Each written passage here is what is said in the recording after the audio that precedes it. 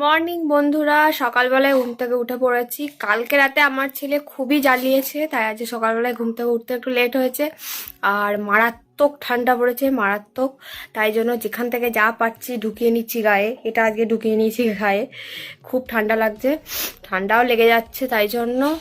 তো কালকে রাতে সারা রাত সে জ্বালিয়েছে, ঘুমায়নি। দিয়ে এখন রাত্রেবেলায় সারা রাত জ্বালিয়ে না ঘুমাতে দিয়ে ভোর 4টের সময় ঘুমিয়েছে। সারাটা রাতেও একটুও ঘুমায়নি, ভোর 4টের সময় ঘুমিয়েছে। দিয়ে এখন এই যে পড়ে পড়ে ঘুম মারছে। এখন আর কোনো গল্প হবে না ওঠার, মানে না খাবে, খাওয়ানোও ওকে যাবে না, এতই ও ঘুমাবে এখন। এখনো ঘুমাচ্ছে। ঘর দূর বিছানা টিছানা সব পরিষ্কার করা হয়ে গেছে। আজকে একটু রান্নায় ঢুকবো। আজকে আমার বর বাড়ি আসবে, তাই সকাল সকাল রান্নাটা সারবো। আর ঘুমাতেও হবে একটু, দুপুরে নাহলে পারা যাবে না।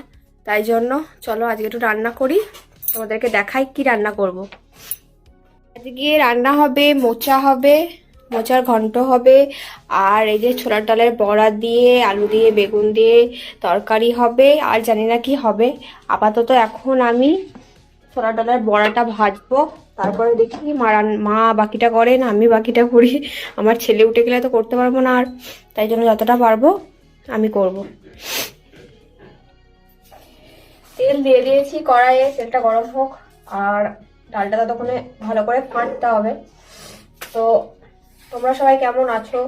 আশা করছি তোমরা সবাই ভালোই আছো ঠান্ডাতে, কারণ মারাত্মক ঠান্ডা পড়েছে, মারাত্মক লেভেলের ঠান্ডা।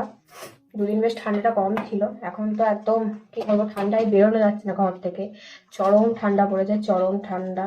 আর যাদের বাড়িতে এই ছোট বাচ্চা আছে তাদের তো একদম কষ্টের শেষ নেই। বাচ্চাদেরও কষ্ট এই ঠান্ডায় গো, মানে এই ঠান্ডায় ছোটো ছোটো বাচ্চাদেরও খুব কষ্ট।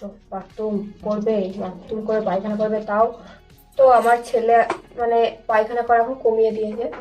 এখন আমার ছেলে একবারই পায়খানা করে, একবার কি দুবার পায়খানা করে, কমিয়ে দিয়েছে। ও 1.5 মাস বয়স থেকেই পায়খানা করা নর্মাল হয়ে গেছে। 2বার কি 3বার পায়খানা করে। মাঝে তো 2 দিন 1 দিন অন্তর অন্তর পায়খানা করছিল, সেটাও বন্ধ করে দিয়েছিল, 1 দিন অন্তর অন্তর পায়খানা করছিল। এখন আবার 2বার 3বার করে করছে পায়খানা। রাত্রের দিকটা ওকে সন্ধ্যের দিক থেকে হাগিসি পরিয়ে দিই, কারণ এই ঠান্ডায় চরম কষ্ট হবে না বাচ্চারা। তেলটা গরম হয়ে গেছে, চলো তোমার সাথে কথা বলতে বলতে এবার বড়াটা ভেজে নিই।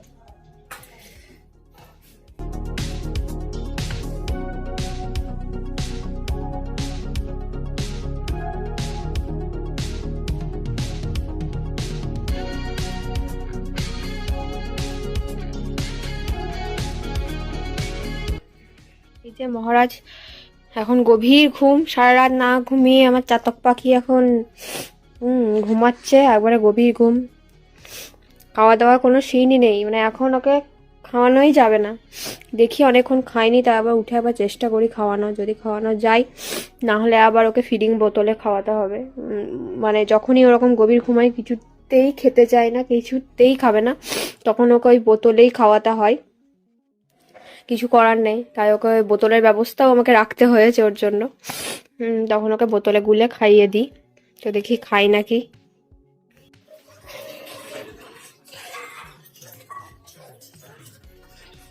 খাওয়া দাওয়া সব সেরে, মানে টিফিন খাওয়ার আর কি, টিফিন সব সেরে চান টান করে নিয়েছি।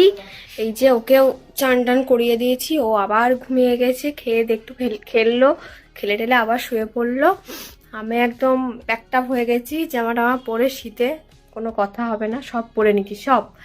চরম ঠান্ডা লাগছে, ছাদেও ঠান্ডা, নিচেও ঠান্ডা। একটুখানি ছাদে গেলাম, কিন্তু চরম হাওয়া দিচ্ছে, তাই একটুখানি বসে আবার চলে এসেছি। তো দুপুরে খাবার এখনো হয়নি, দুপুরে রান্না হচ্ছে, দুপুরে রান্না হলে খাবো। তো আজকে বিকালে একটু সবলা মেলায় যাব ঘুরতে।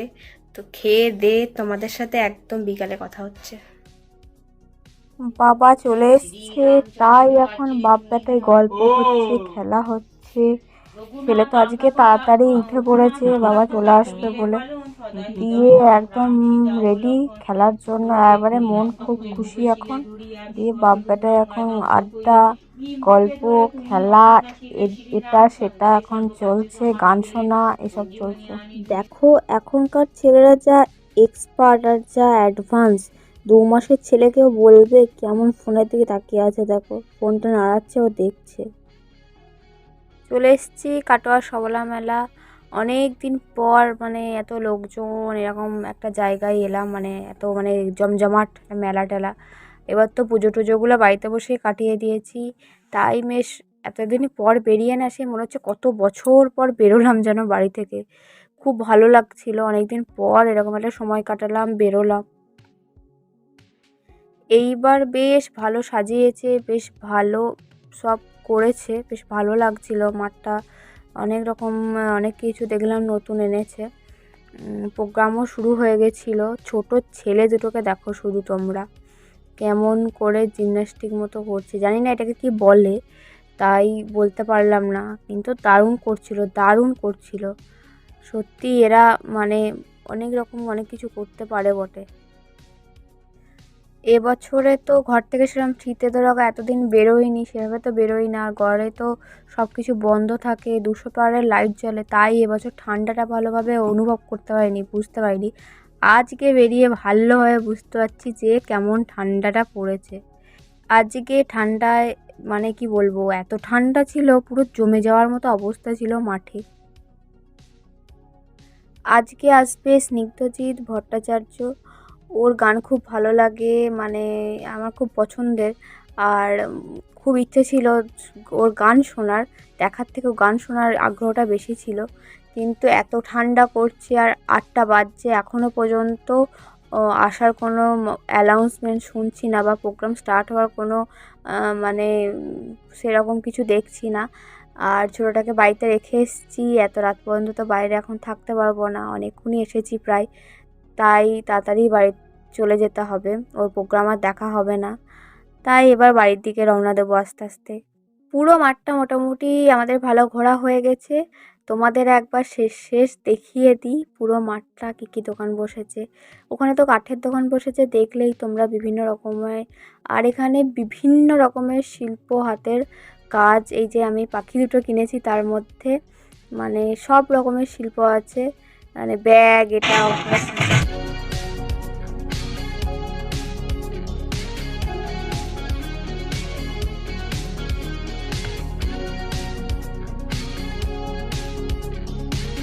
মাঠ থেকে বেরিয়ে পড়েছি, এবার বাড়ির দিকে রওনা দেব। তো তোমরা সবাই জানিও কাটোয়া সবলা মেলা তোমাদের কেমন লাগলো। আর যারা কাটোয়াবাসী আছো এখনও পর্যন্ত আসোনি সবলা মেলায়, তারা ঝটপট ঘুরে নাও এসে।